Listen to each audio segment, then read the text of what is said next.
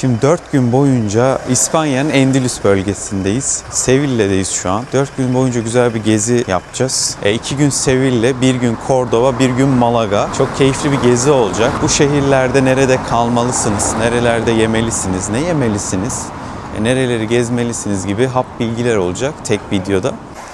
Şu ara sokakları da göstereyim.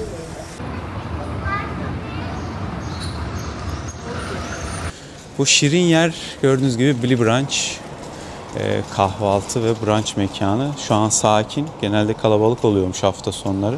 Hafta içi diye sanırım. Nere, burayı mı? Girişte sağda hemen şu güzel bir oturma mekanı var. İçerisi de şöyle.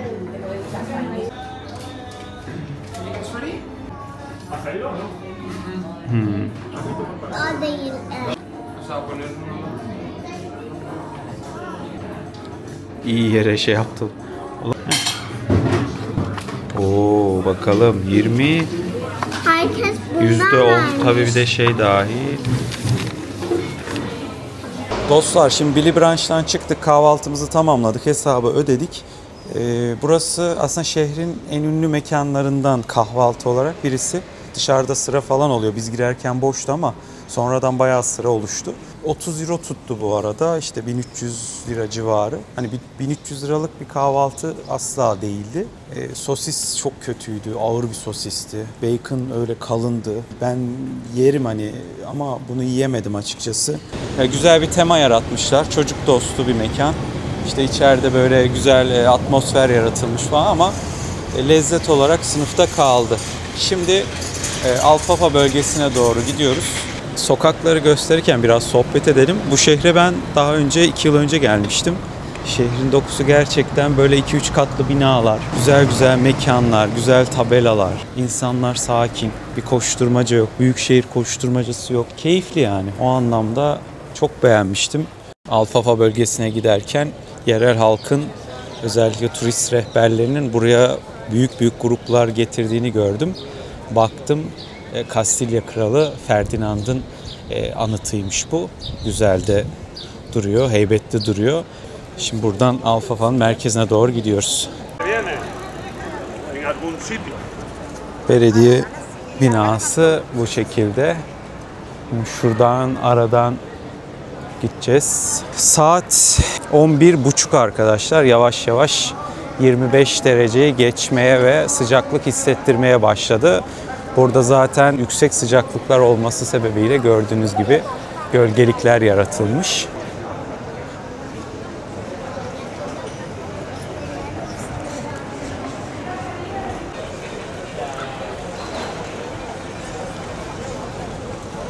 San Salvador Katolik Kilisesi, İspanyolcası biraz daha uzun. Tarihi var. Bizim gördüğüm kadarıyla turistler buraya çok gelmiyor. Okuduğum kitapta bir zamanlar işte Cuma Camisi diye anılan İbn Adabbas Camisi varmış. Cami kiliseye çevrilerek bu hale alıyor. Endülüs zamanında kalan kalıntıları, yani Endülüs izinde gezmeye çalışırsanız bu cami o anlamda değerli bir yer. Haluk İnancı'nın kitabında bunları okuyabilirsiniz. Bu cami 1671 yılına kadar da kullanılıyor. Dönüşümden öncesine kadar yani. Bence bir uğrayabilirsiniz. Tarihine bakabilirsiniz. Giriş ücretli sanırım. Kilisenin önü oldukça hareketli. Gruplar var. Bireysel gezenler var. Sevilla'da en doğru mekan. Peki ne için? Churros yemek için. Bar El Comercio 1904'ten beri yayın hayatına devam eden bu mekana bir girelim. İçerideki mudejardı sanırım. Mudejar sanatını görüyorsunuz. Bu bizde Çini diye adlandırdığımız harika detaylar, ince işçilik. Barın o nostaljik görüntüsü. Sevilla'da zaten bu tapa barlar efsane. 100 yıllık birçoğu minimum.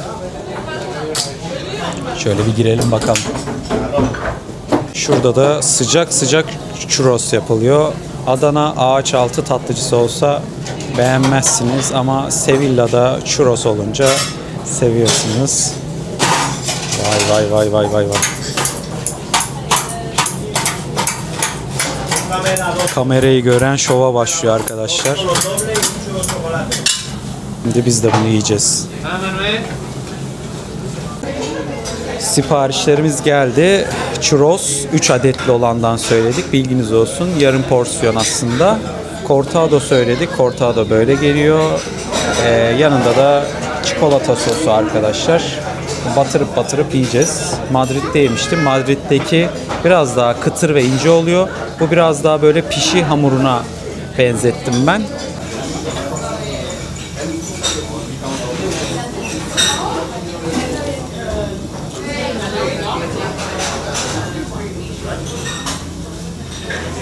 İzmir pişisinin churros hali.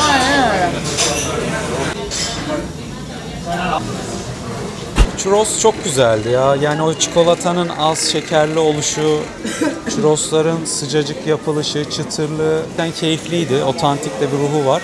Mutlaka öneririm denemenizi. Metropol Parasol Sevilla mantarları, dev bir ahşap yapı. Çok da havalı. Akşam dediğim gibi gelmenizi ben tavsiye ederim. Ben akşam görmüştüm ilk geldiğimde. Daha tabii o doku ortaya çıkıyor renklendirmelerden dolayı. Şu an çok güneşli. O havayı alamıyorsunuz. Ama hazır buraya kadar gelmişken şöyle bir göz atmak istedik. 13 euro karşılığında bunun üstüne de çıkabiliyorsunuz. Biraz pahalı bir aktivite aslında.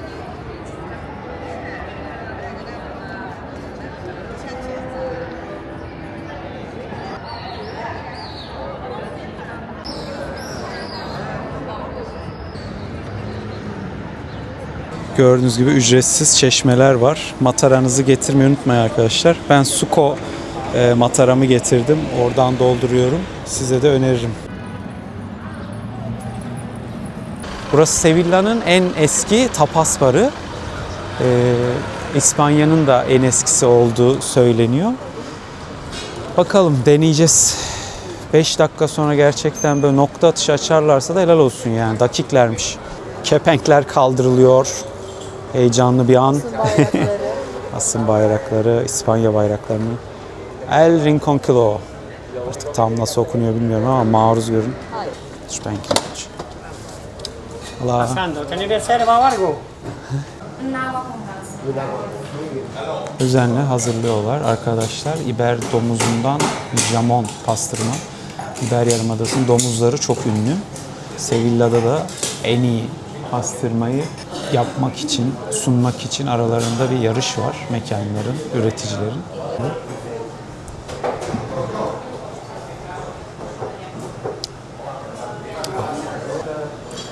Bakalım. Belki ikinci içer miyiz? İçeriz. Şey söyleyeceksek.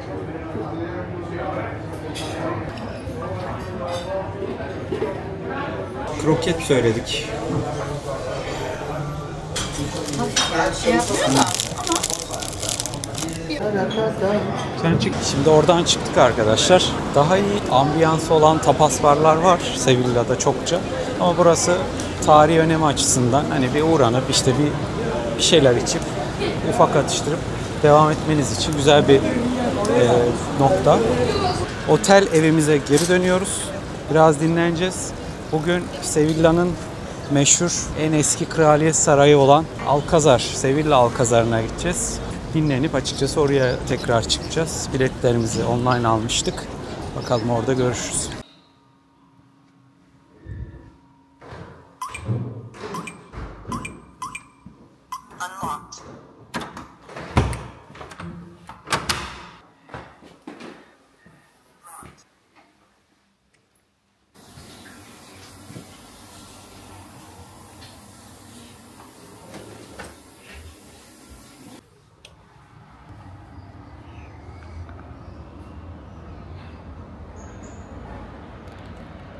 Şimdi nereye gidiyoruz?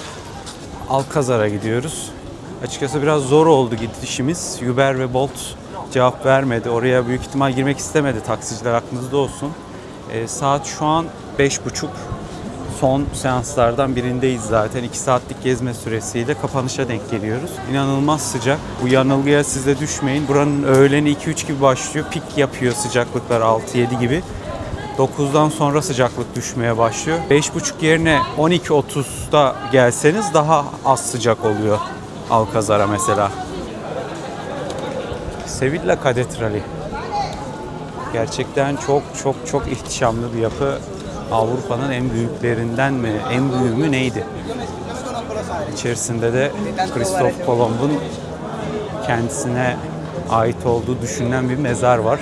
Onunla ilgili başka rivayetler var ama en güçlü iddia burada olduğu yönünde.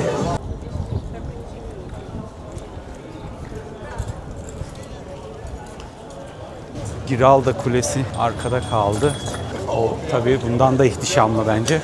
Giralda inanılmaz duruyor. Katedralin bu ihtişamını neredeyse gölgede bırakacak seviyede bir duruşu var.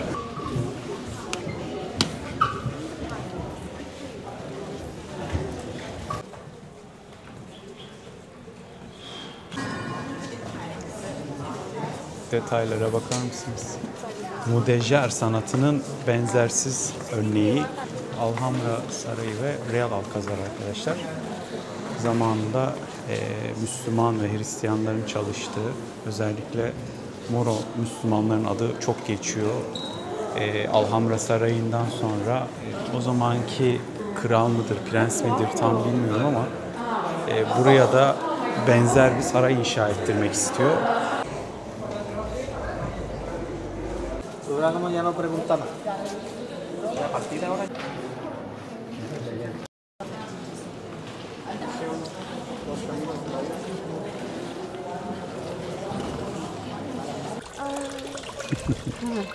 Vallahi benim de yıkanasım geldi. Jardin kısmına geçiyoruz. Çok büyük bir bahçe alanı var. Saraya ait. Böyle yerlerin hafif taşlı kum gibi böyle. Bazı Game of Thrones sahnelerinin burada çekildi. Bazı filmlerin burada halen çekildi. Kliplerin vesaire. Aktif olarak kullanımda. Özel gösteriler yapılıyor. Kıp kıp kıp diyor. Rengarenk. Arkadaşlar altın öneri. 5.5 seansına bir daha almak yok. Ben yaptım, siz etmeyin. 12.5'u geçirmeyin. 1'i geçirmeyin. Şimdi fotoğraf çekilmek için şu sütunlar var. Oralara çıkacağız. Göstereyim hemen. Şu tarafa. Bir de şu tarafta var. Buralar güzel fotoğraf açıları sunuyor. Şimdi yukarı çıkış için şurası. Evet, oldukça dar. Biraz hatta şeyi tetikliyor mu hafif? O kadar dar değil gerçi ya. Peki, fark etmez. YouTube'da da yayınlıyoruz. İzlerler.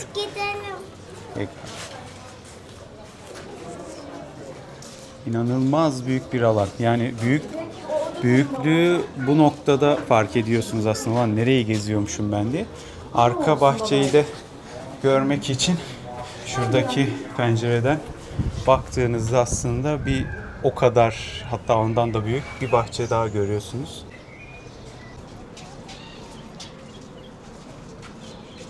Dostlar, peyzajın kaliteyi kesin. Birebir yapılmış. Şöyle alttan da göstereyim açıyı. Nasıl bir bahçıvanlıktır ya. Bravo yani gerçekten. Abimiz kimse ya da ablamız. Saat 7'de giriş kapatılıyor. Fakat daha önce girdiyseniz 7.45'e kadar da boşaltmanız bekleniyor. Yani 7'de kapanıyormuş deyip ona göre biletinizi ayarlamaya çalışmayın. 7.45 olarak kendinizi hizalayın.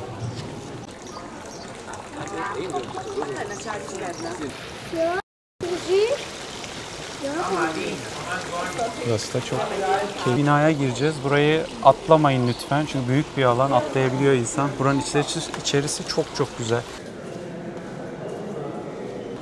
Buradan böyle bir bakış çok güzel. Biraz önce gösterdiğim yer burası. İçerisi de çok güzel.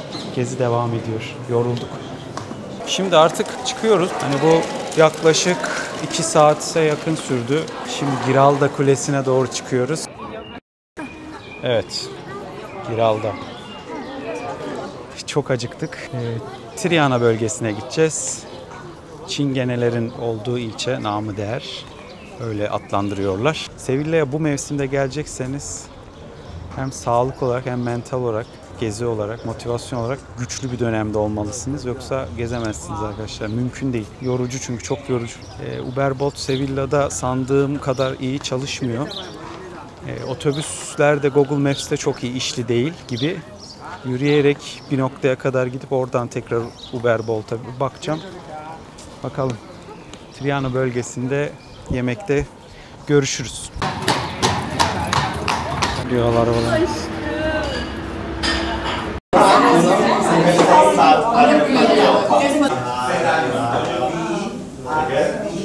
Evet, mekan 2 katlı. Aşağıda tapa bölümü, yukarıda restoran bölümü var. Yani plate almak zorundasınız.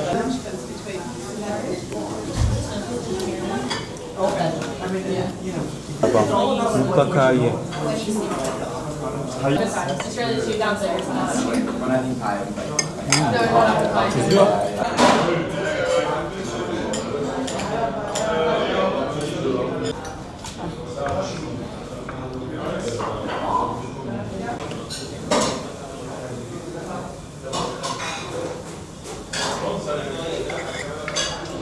Döner gibi balığı.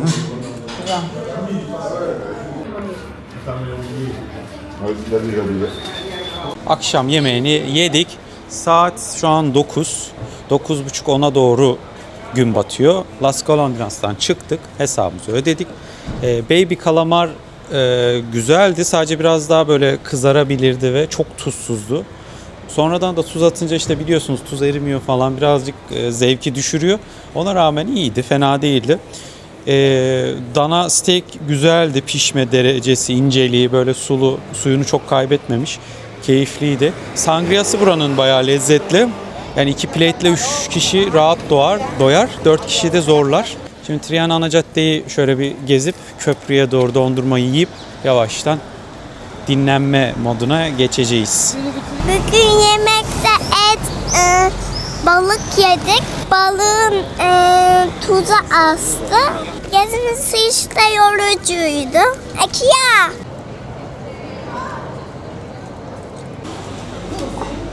Triano'da köprüye yürürken buranın meşhur bir dondurmacısı.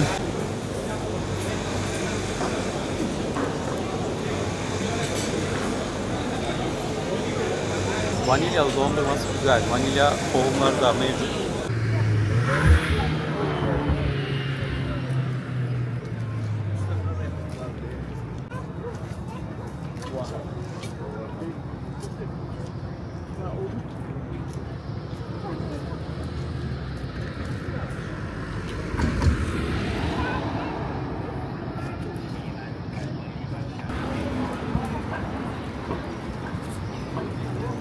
Evet, bugünü bitiriyoruz dostlar. Yarın görüşmek üzere.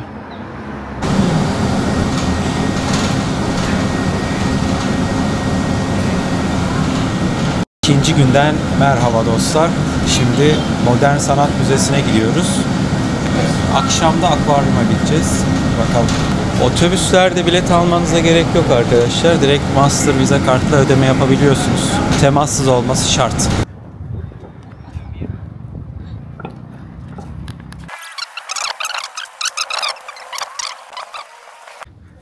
Bakalım, bir biletlerimizi alalım arkadaşlar. Biz şuradayız. Şöyle gideceğiz. Girişten hemen bilet ofisi şurası. Biletinizi alıyorsunuz. Devi görmüyorsunuz genelde. Böyle arkanızı döndüğünüzde bir anda bu büyük dev aslında sizi izliyor.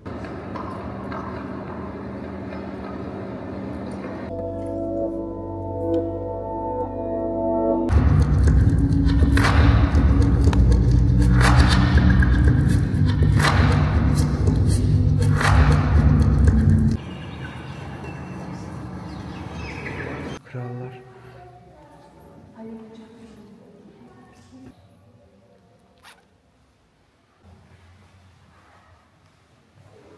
Bu şeydi. Çok güzel ya mekan. Bu sergiden bir parça arkadaşlar. Binanın havalandırma sistemi değil. Burada yazıyor Engine Room diye. Artık gereksiz şeylerle uğraşmayan bir insan ruhsuz bir makina diyor. Ruhsuz bir makineden farkı yok diye anladım.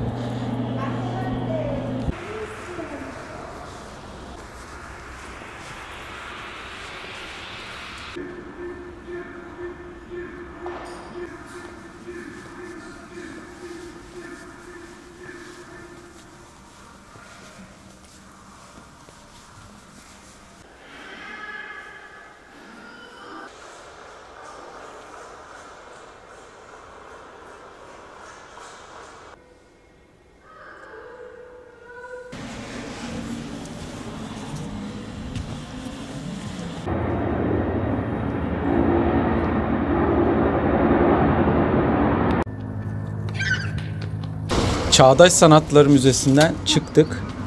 Kaç geliyor? C1. Yok. Şimdi otobüs bekliyoruz. 2'de geliyor hatta. Hadi bakalım. Şimdi otobüste feedbackleri veriyorum. Modern sanatların bulunduğu bina ve çevre çok güzeldi özellikle. Okuduğum kadarıyla eski manastırdan döndürülmeymiş. Onun dışında eserler farklı tabii. Çok ilgimizi çeken böyle wow dedirten bir şey olmadı ama gezmesi keyifliydi. Zaman ayırabilirsiniz. Bulunduğu alan itibariyle de tarihi merkezin dışında o anlamda da hani farklı bir ilçeyi de görmüş oluyorsunuz. Farklı bir konumu. Bir de giriş biletleri çok uygun. 1,5 euro mu? 1,75 euro mu ne giriş? O zaman akşam akvaryumda görüşmek üzere. Sevilla Akvaryum. Bay bay.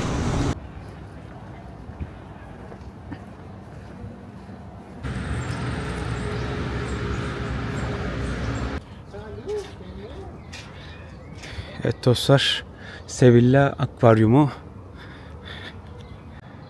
giriş buradan.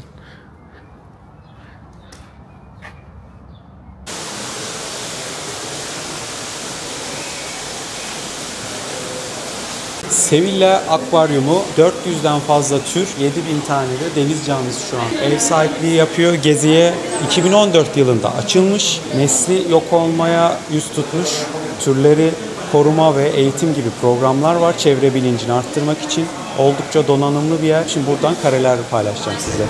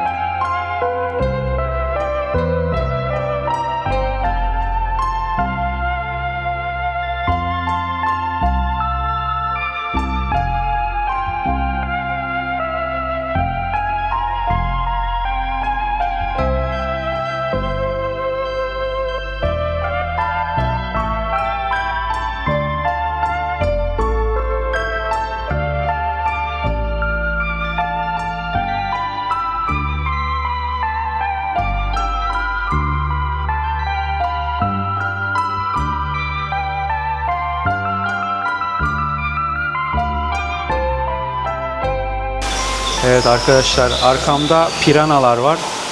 Filmlerden bildiğimiz. Şu an böyle çok stabil bir şekilde duruyorlar. Birisi düşse de hemen saldırsak, yesek diye herhalde. Bayağı korkutucu. Öyle bakıyorlar. İlginç ya. Yani hiç hareket etmiyorlar. Sürü halinde zaten hareket ediyorlar. Enteresan. Şimdi burada ilginç bir detay var. Tam çıkış yolu. Burada diyor ki işte bunu diyor bebek kaplumbağalar bile kullanmıyor diyor. Hadi bırak diyor. Bebekli gelen ziyaretçilerin bebeğinin emziğini bıraktırılması için böyle bir alan yapmışlar. Çok orijinal. Şurada delik var. Delikten şöyle atıyor. Burada da daha önce işte büyük ihtimal bırakan bebeklerin emzikleri. Çok orijinal bir fikir yani. Unutmadan hap bilgi vereyim burayla ilgili. Perşembeleri şu an indirimli olarak satılıyor. Akvaryumdan çıktık. Çok güzel bir deneyimdi. Mutlaka gelmenizi öneririm. Çok fazla çeşitte canlı var. Rengarenk.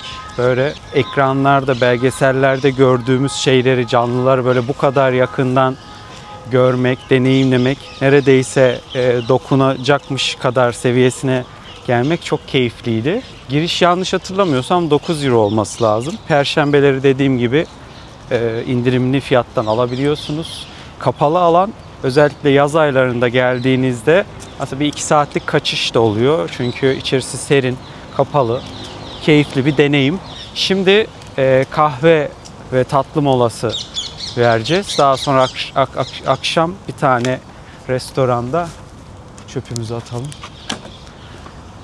Akşam bir tane restoranda rezervasyon yaptırmıştım. Oraya gideceğiz. Sevilla'nın lokal ve ünlü yemeklerini deneyeceğiz.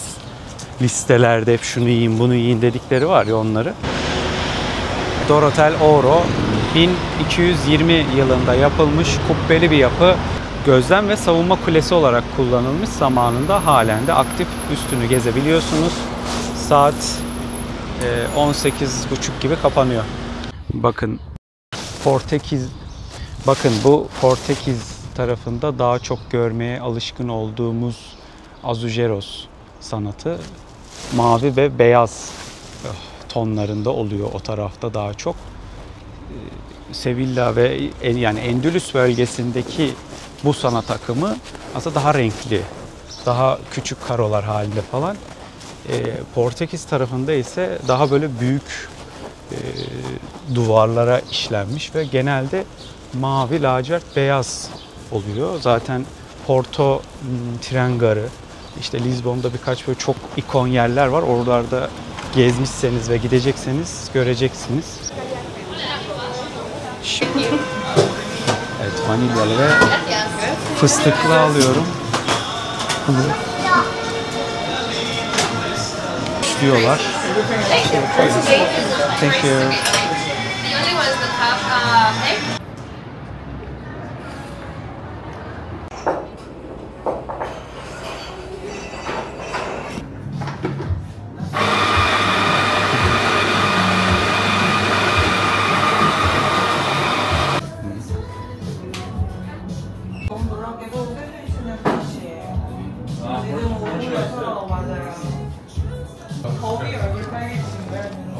İspanya'da iyi kahve yapamıyorlar pek. İlginçtir. Burası ama güzel. Beğendim ben.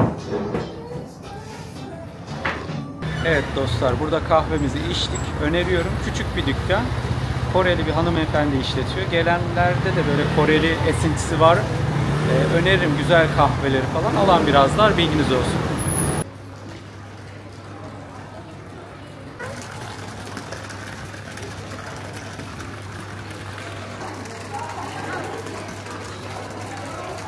Evet, Sevilla'da son akşam yemeğimizi burada değerlendireceğiz. Pastorilo rezervasyon yaptırdım arkadaşlar, kalabalık olma ihtimaline karşı. Hep beraber bir görelim.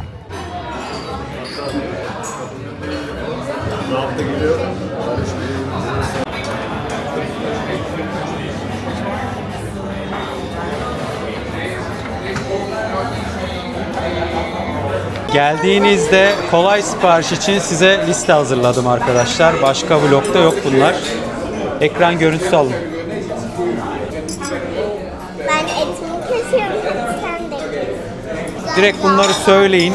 Buranın en ünlü, en güçlü lezzetlerini yiyin arkadaşlar. İçki ve domuz hassasiyeti olanlar listeyi tekrar bir gözden geçirsin, tabii direkt söylemeyin. Everything is tapa dedik. Bir tane yemek hariç tapa verilmiyor. O da oxtail in sauce. Onun dışındaki her şey tapa, o plate olarak geliyor. İlk tapalar geldi. Gördüğünüz gibi porsiyonlar çok iyi. Salmorejo, ham, tuna mix dedi üstündekiler için. Bu da salata ama Rus salatasıyla hemen hemen aynı. Fakat çok öneriyorlardı. Lezzetliymiş. Bir deneyelim bakalım. Rus salatası tadıyoruz. Balık mı var? Balık var gibi. Sanki ton balıklı gibi. Ton balıklı salatası gibi. Evet.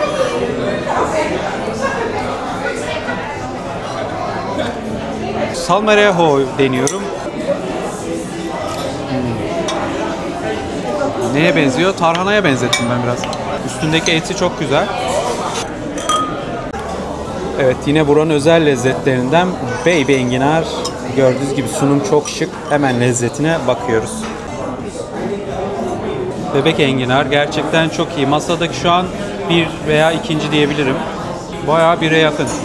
Çok lezzetli.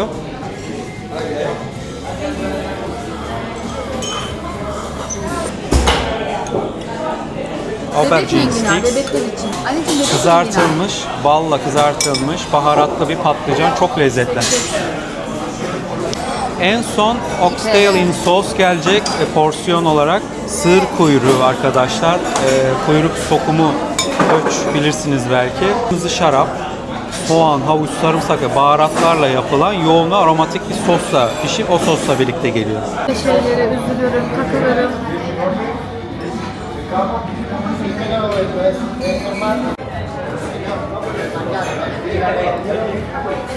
Muazzam.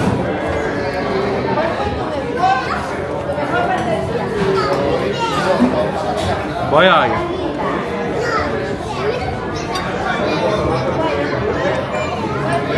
Günün yıldızı oxtail in sauce. Dana poach. Alkış. Fiyatlara göre porsiyonlar, ilgi, alaka ve kalite çok yüksek. Yani bu fiyatlara bunu bulabiliyor olmak mükemmel. Yediğimiz her şey gerçekten kategorisinde çok iyiydi. Özellikle son yemek zaten şahlandırdı. İlginç detaylardan garsonlar çok mutluydu. Çalışırken huzurluydu. Aralarında espri yapıyorlardı. Hepsi İngilizce biliyorlar ve size yardımcı olmaya çalışıyorlar. Bugün son günümüz. Son akşam, Sevilla'da son akşam. Yarın hızlı trenle Cordoba'ya gidiyoruz.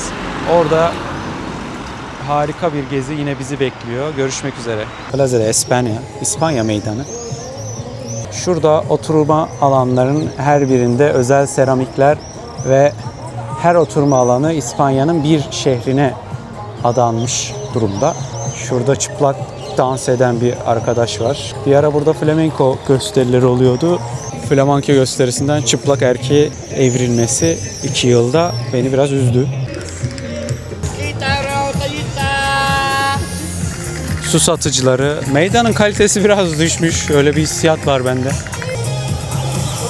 Burası 100 yıl önce gerçekleşen bir fuar için yapılan bir meydan. Aslında çok nasıl diyeyim, yani geçmişten gelen tarihi bir hikayesi olan mekan olmasa da yaklaşık işte 100 yıldan hatta fazla bir zaman geçmiş. 1923'te mi 1925'te mi? Hem müteccen sanatı hem Rönesans sanatın detaylarıyla oluşturulmuş bir meydan. Büyük etkinliklerin birçoğu burada yapılıyor.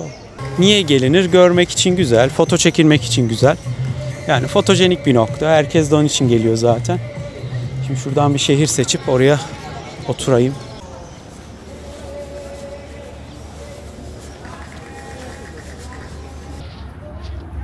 Baksana içine kadar güzel çıkıyor.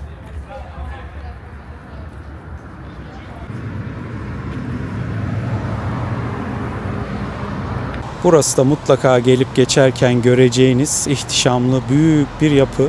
Arkaya doğru ilerliyor. Burası da eyalet idare ofisiymiş arkadaşlar. Bir devlet dairesi. Eyalet dediği sanırım Endülüs. Endülüs'ün başkenti şu an çünkü Sevilla.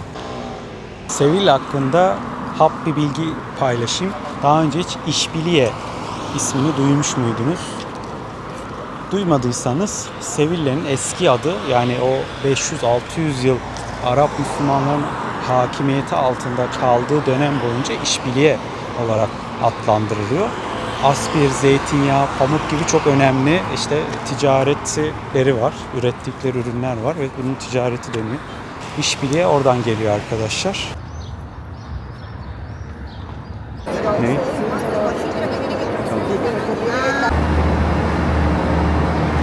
Günaydın dostlar, saat 8.30. Birazdan arkamdaki hızlı tren Cordoba şehrine doğru kalkacak.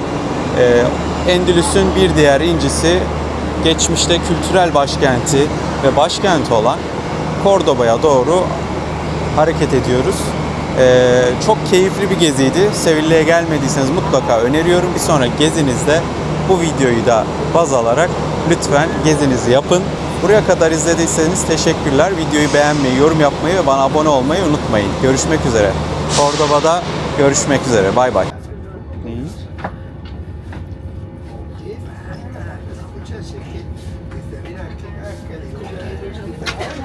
Es que no hablas en terapia lo que tienes que hablar.